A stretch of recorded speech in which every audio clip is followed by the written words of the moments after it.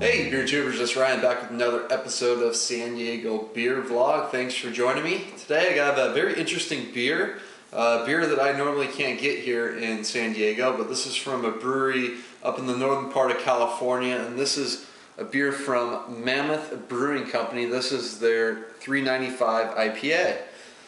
Now this is one of the most unique IPAs I've heard of because reading from the label, this is brewed with locally grown sage, juniper berries, and wild hops when available. So it's definitely a unique IPA that you typically don't see in California. And unfortunately, Mammoth is up in Mammoth Lakes, California, up in the high Sierras.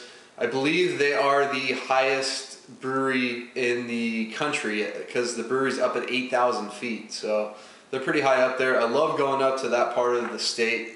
Let's get this thing cracked open.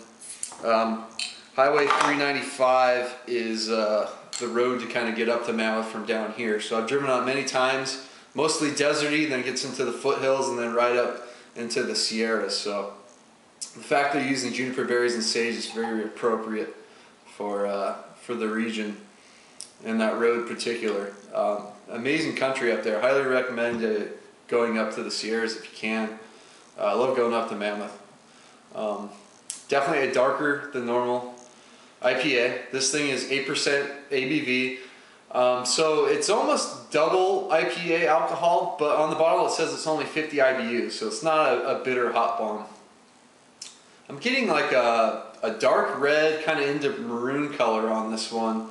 Poured about a half finger of kind of light tan head on there. Mostly, maybe more like a darker yellowish color. It's a very hazy beer, can't see through it. Definitely dark for a typical IPA. Can't see a whole lot of carbonation coming up, so let's get the nose on it. This is where it's different. It's not the hoppiest beer, that's the first thing I noticed. It's not a typical IPA. There's a little bit of maybe like some sweet malt character. Just a tiny bit of hops, but you do get some of like a bit of a pininess in there. But then you do get some of that kind of earthy sage character to go along with the piney hops, but a lot of sweet malts, sweet caramel malts in there as well. So I have no idea how old this bottle is, but it was brought to me from a coworker, so thanks to him for bringing it down. I will be hitting up this brewery though, hopefully in August, so I'll take the camera up with me. But I'm gonna dig in. Cheers.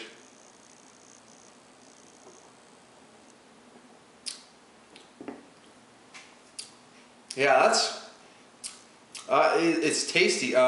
It's just different. We expect from an IPA.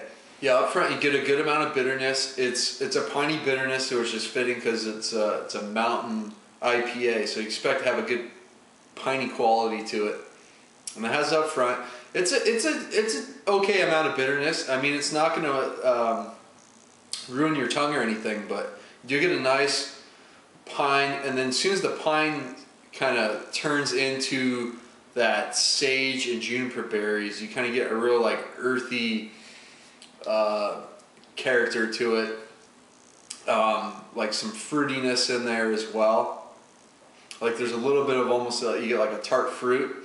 And then the malt background comes in, back of the tongue. A little bit of bitterness carries through, but mostly the malt. You get caramel malts, and I'm actually getting like a little bit of like a chocolate note in here. So I don't know if they're using like just a hint of chocolate to get it to this color, but definitely big time kind of like caramel malt character going as well.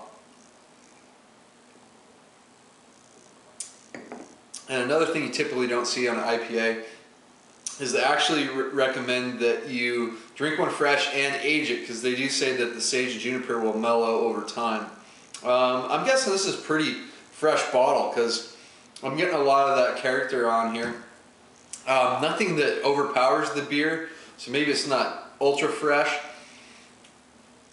But so far it's got a good mix. Definitely got some bitterness up front, some unique character from the sage, juniper berries, and then a nice malty backbone going. Yeah, as it starts to warm up, I'm definitely picking up more sage. You get that really earthy, herbal character coming into the beer. Starts to carry through kind of midway to the end, along with those malts. So it's kind of unique how they're using the modern bittering kind of flavor with the hops up front with the pininess, but then you got like sage, which, you know, that may have been used in, you know, the really old brews before they kind of started using hops. I mean, that probably could have been used as like a bittering agent or something to kind of, you know, get away from that ultra malty sweetness. So that's kind of what they're doing with this one. It makes it a very unique IPA. And then it is darker. I think I've tried this like once. I don't remember it being this dark, so I don't know if they've changed the recipe a little bit, but real interesting IPA that you typically don't see. I think for me the downside to this one tends to be drinkability on it, because it is a sweeter double IPA, so you're going to get some of that sweetness in the end.